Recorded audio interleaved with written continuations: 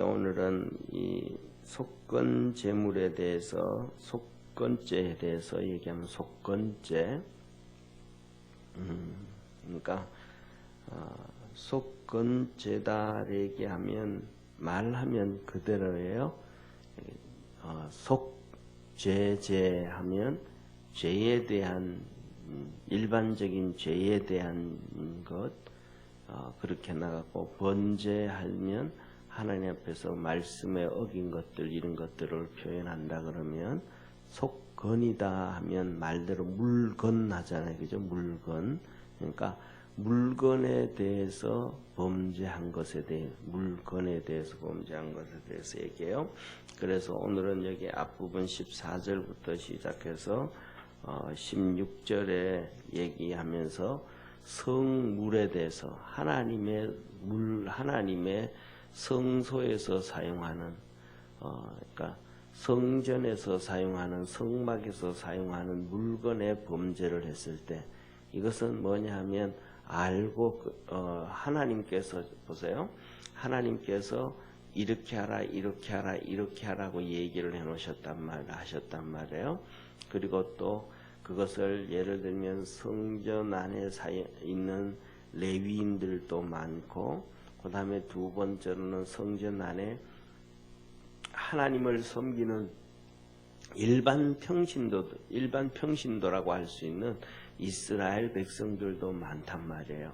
왜냐하면 그들은 하나님 앞에서 내가 이렇게 하겠습니다, 저렇게 하겠습니다 했던 것이 있고, 그 다음에 두 번째로는 뭐냐면 생활 중에, 삶 중에, 하나님의 성전에서도 그렇고, 그 다음에 일반 모든 사람들은 자기의 삶에서 물건의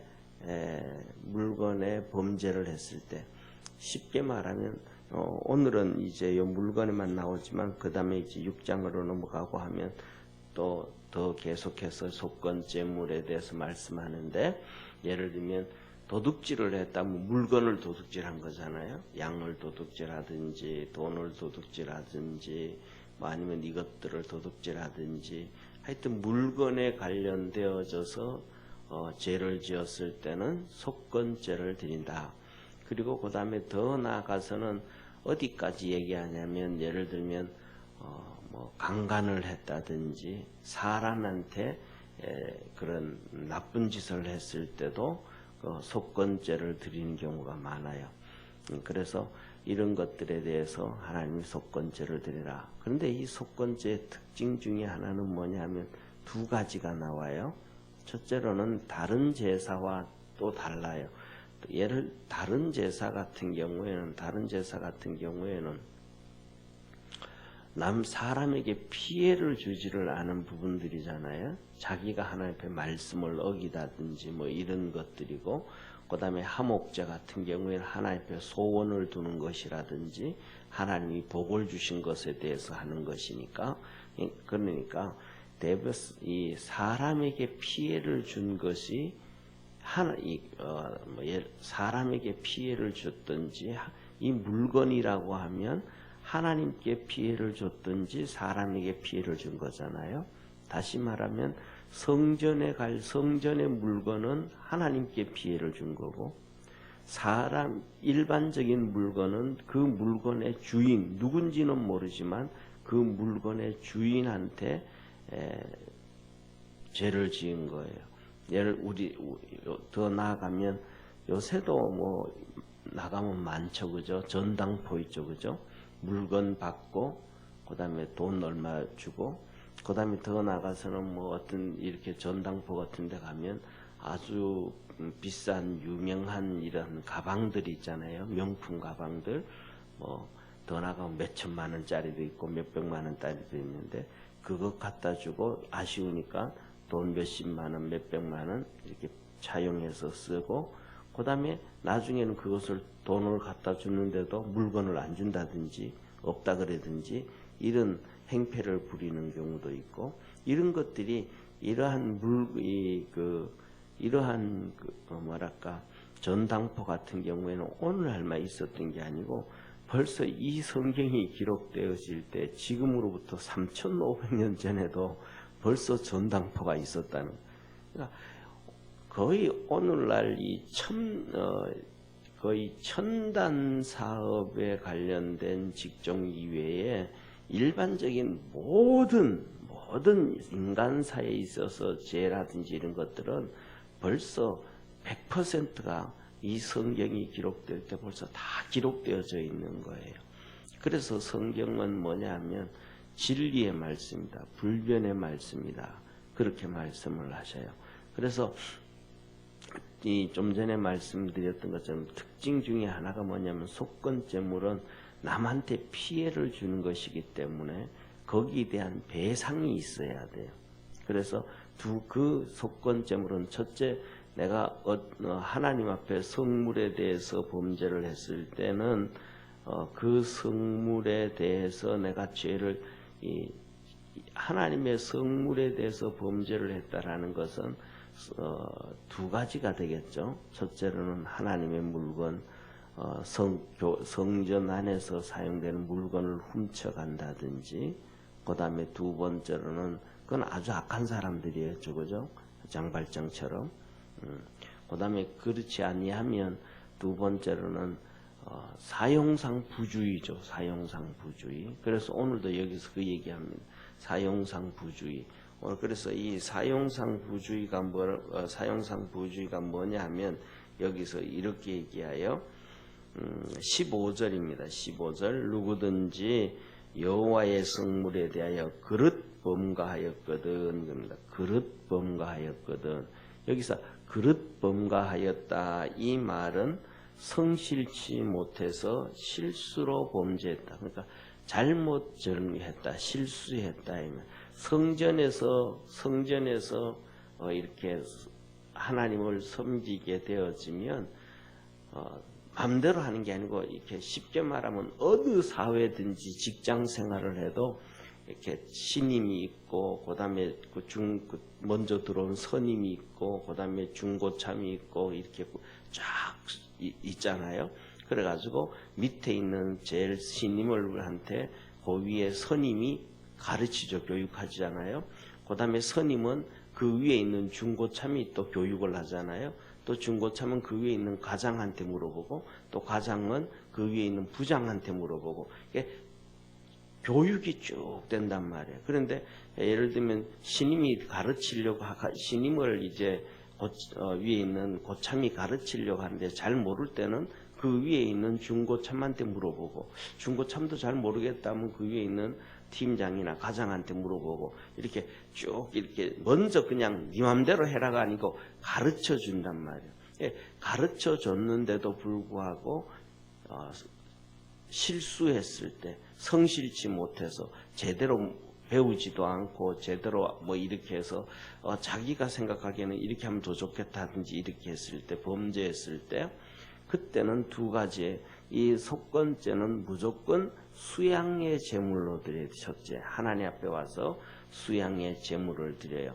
그러면 수양의 제물을 드리면 이 수양의 제물도 똑같이 피를 받아서 다 그렇게 하고 여기 성경에는 앞부분에 다 나왔기 때문에 얘기하지 않지만 이렇게 몸속에 있는 그 내장이라든지 그 내장 옆에 있는 콩팥 주위에 있는 그 기름이라든지 이런 것들은 다 해서 똑같이 번제단에서 태우고 고기들은 이제 나중에 이렇게 제사장 몫으로 이렇게 돌아가요. 제사장들 몫으로.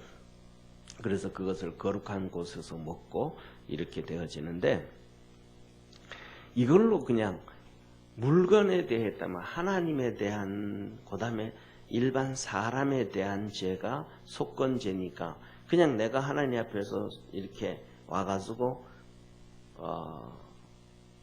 수양문으로 그렇게 용서받으면 됐다. 그게 아니고 그 다음에 그 죄를 지었을 때 고백을 하게 되잖아요. 제사장한테 와서 나 이렇게 해서 이런 죄를 지었습니다. 라고 얘기를 하게 되어지면 제사장은 그것을 하나님한테 기도하고 해서 값을 정해요. 그러니까 예를 들면 이 성전에서 마이크를 하나 훔쳤다 그러는 거예요. 마이크를 하나 훔쳤다 그러는 거예요. 교회에서 훔쳤다 그러면 이 마이크가 쉽게 말하면 세상에서 사면 천차만별 주고 살 수 있단 말이에요. 예를 들면 예를 들면 제일 싸게 살 때는 10만 원부터 시작해서 비싸게 살 때는 18만 원까지 될 수 있단 말이에요. 그러면 보통 우리가 상식적으로 생각할 때는 네 그거 얼마 주고 샀냐? 10만 원에서 18만 원까지 이렇게 뭐 왔다 갔다 할 수 있으니까 이건 너 얼마 주고 샀냐? 예, 나는 15만 원 주고 샀다. 그럼 15만 원 갚아야 되는 게 아니고 이 값을 하나님이 정하시는 거예요. 사람이 서로 죄 지은 사람과 주인과 서로 상의해서 그 죄값을 정하는 게 아니고 하나님이 정하시는 거예요. 이 물건 값을. 그래서 제사장이 하나님 앞에 가서 기도하고 그거는 얼마다 얘기를 하는 거예요. 그러면 우리가 그런 것을 바라볼 때 첫째로는 하나님이 하시지만은 제사장이 그것을 어떤 너무 비싸게 얘기할 때도 있고 너무 싸게 얘기할 때도 있잖아요. 그래도 어쩔 수 없어요. 왜? 하나님이 정하시는 거니까. 그리고 그 다음에 또 그거는 뭐냐 하면 우리가 얘기했던 것처럼 중고 물품이잖아요. 그죠? 그러니까 그런 것들을 그냥 하나님이 정하시는 거예요. 그래서 제사장이 하나님 앞에 가서 기도하면서 이게 예를 들면 10만 원이다. 그러면 그 10만 원에 5분의 1을 더해요. 그러니까 12만 원을 더해야 돼요. 10만 원이다 그러면 5분의 1을 더해가지고 나쁜 짓을 했으니까 훔쳤으니까 또 죄를 지었으니까 예를 들면 우리가 돈을 빌려도 이자를 주잖아요. 물건은 하나님 앞에 속건죄는 그런 거예요. 그래서 뭐냐면 5분의 1을 더해서 10만 원이다 하면 12만 원을 갚고 그 다음에 수양 제물을 가져와 가지고 하나님 앞에 드려서 하나님 앞에서 용서함 받고 그 다음에 이 물건에 대해서 성전에서는 성전에 얘기를 해서 드리고 그래야 끝나고 또 사람에게는 하나님 앞에 와서 속건 제물로 제사장한테 수양으로 제사를 드리고 그것을 얼마인지 받아서 그 다음에 그 사람한테 갚고 그렇게 해서 제사장이 그러면 제가 속해졌다. 그래서 용서함을 받는 거예요. 그래서 성전에서도 그렇고 그 다음에 개인에게 있어서 어떠한 것에 대해서도 그렇게 말씀을 해 주시는 거예요. 그런데 오늘날 우리가 살아가는다 보면 사람들은 똑같이 이러한 하나님의 말씀에서 벗어난 행동들을 많이 하죠. 예를 들면 성경에서도 훔쳤다 그러면 거기에 대해서도 5분의 1을 더해서 이렇게 해야 되고 또 이 5분의 1을 더하지만은 이 죄에 대해서 여러 차등이 있어요. 또 다른 죄 같은 경우에는 맥시멈 4배까지 갚아야 되는 것도 있어요. 그래서 그때마다 다른데 오늘날 우리 예수 믿는 기독교인들을 이렇게 보면 기독교인들 중에서도 이렇게 사기를 친다든지 남한테 피해를 입혀가지고 죄를 짓는 사람들이 있단 말이에요. 그것이 바로 뭐냐면 속건죄에 속한단 말이에요. 그러면 일주일 동안 예를 들면 일주일 동안 사기치고 잘못해가지고 돈을 벌어가지고 그걸로 먹고 살고 헌금하고 살면서 그 잘못한 거잖아요. 그런데 교회 와가지고는 하나님 그거 내 잘못했습니다. 누구한테 어떤 회사한테 내가 이렇게 사기쳐서 이렇게 해서 실수를 해서 사기치든지 실수하든 똑같은 거예요. 부지중예죄도 똑같은 거니까. 그래서 실수해서 이렇게 죄를 지었습니다. 하나님 죄송합니다 하고 그냥 기도만 하면 안 된다는 거예요. 그 피해를 입은 사람에게 최소한 5분의 1을 더해줘야 되고 그래서 나머지들은 또 그게 관련되어진 그때마다 죄에 대해서 차이점이 있는 것처럼 그렇게 갚아줘야 된다. 그래서 오늘날 우리나라 성경적 감옥 같은 경우에 오늘날 사람들이 감옥 가잖아요. 그러면 성경적 감옥 같은 데 성경적으로 감옥을 얘기하면 이런 얘기한단 말이에요. 어떤 사람들은 경제사범이라고 얘기하잖아요. 경제사범이다. 뭐 어떤 사람은 돈을 훔쳤다, 어쨌다 이렇게 얘기하는데 그 사기범들이 예를 들어서 수천만 원의 사기를 치고도 감옥 가가지고 한 2, 3년 있다가 와요. 그러니까 우리가 뉴스를 보다 보면 나는 돈이 없으니까 감옥 가겠습니다 하면서 감옥 가요. 그런데 그 사람이 2년, 3년 수천만 원의 다른 사람들한테 피해를 한 사람이 아니죠. 정말 수백 명한테 다 그렇게 해서 수천억의 피해를 입혔는데도 이 사람이 한 2, 3년, 3, 4년 있다가 나와요. 그러면서 끝나버리거든요. 그 피해 입은 사람은 피해 입은 대로. 그런데 그 뉴스를 보면 이 사람은 감옥 사는데 하루 노동이 그렇게 되면 예를 들면 3천억을 그렇게 여러 국민들에게 피해를 입혔는데 그것이 3년이다. 그러면 하루에 어떤 사람은 하루에 그냥 1,000만 원씩 탕감이 되어지는 것과도 같은 거잖아요. 몇 천억을 했으니까. 성경에서 얘기하면 그렇게 하면 안 된다라는 거예요. 그렇게 하면 안 된다. 왜? 그 감옥을 간다 할지라도 감옥 가서 자기가 실질적으로 감옥 가가지고 그러면 국가에서는 그 사람이 공장에 가서 일하든지 아니면 그 사람이 그 감옥소 안에 있는 공장요. 그걸 일하든지 아니면 감옥소 안에 농장을 통해서 일을 하든지 해가지고 거기서 자기가 돈을 벌어가지고 그 사람들에게 다 갚을 수 있을 정도로 그렇게 벌을 줘야 된다라는 거예요. 그래서 우리가 잘 아는 것처럼 미국 같은 데 보면 벌을 내리는데 너는 370년씩 돼. 아니 어떤 사람은 70살이 됐는데 70살에 죄를 지어가지고 감옥 갔는데 370년을 형을 받는 거예요. 370년. 그 사람은 쉽게 말하면 죽어도 감옥에서 못 나오는 거예요. 그 화장을 해가지고라도 유골을 감옥소에 집어넣어 놓는 거예요. 왜? 그 사람은 그만큼 죄를 지었다는 거예요.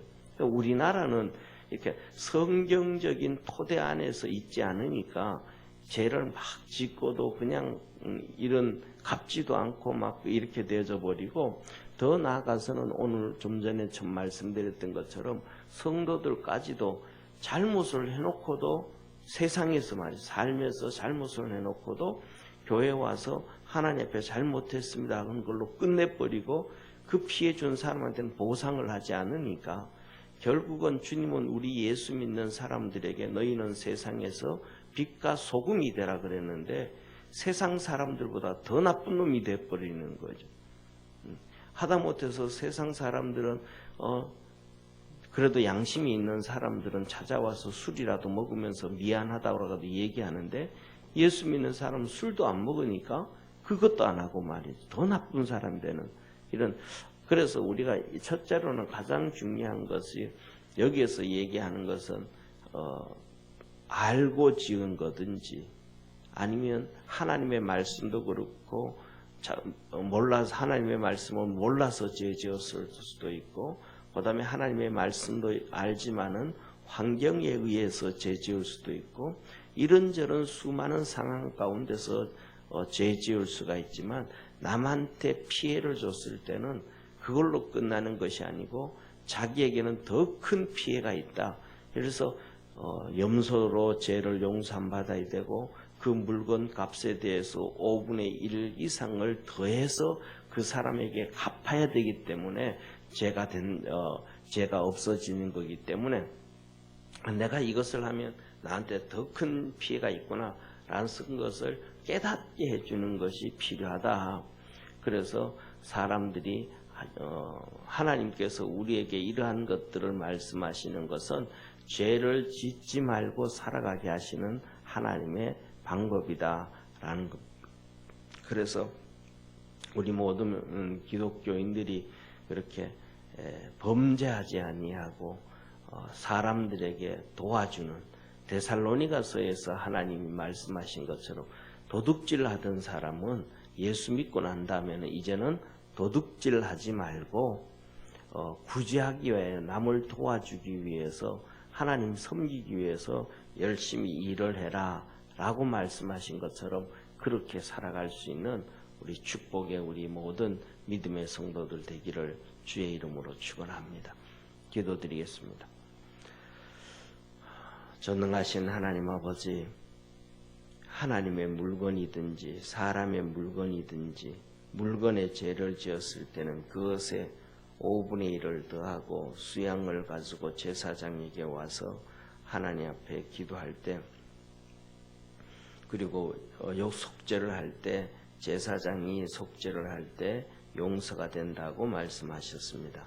우리 모두가 그리스도 안에서 이 세상이 하나님의 말씀이 편만해져서 모두가 하나님의 말씀 붙잡고 죄 없이 선결하게 살아갈 수 있도록 하나님 앞에서 정결하게 살아가는 그러한 축복의 우리 모두가 되도록 은혜 더하여 주옵소서. 성령 안에서 강건한 복을 주옵소서. 오늘도 아버지 하나님 한 주간 시작하는 월요일입니다. 믿음의 성도들에게 힘과 능을 더하시고 은혜 베푸시고 복을 더하여 주시옵소서. 구원하신 예수님의 이름으로 기도드립니다. 아멘. 하늘에 계신 우리 아버지여, 이름이 거룩히 여김을 받으시오며 나라에 임하옵시며 뜻이 하늘에서 이룬 것 같이 땅에서도 이루어지리이다. 오늘날 우리에게 일용할 양식을 주옵시고 우리가 우리에게 죄진 자를 사하여 준 것 같이 우리 죄를 사하여 주옵시고 우리를 시험에 들게 하지 마옵시며 다만 악에서 구하옵소서. 대개 나라와 권세와 영광이 아버지께 영원히 있사옵나이다. 아멘.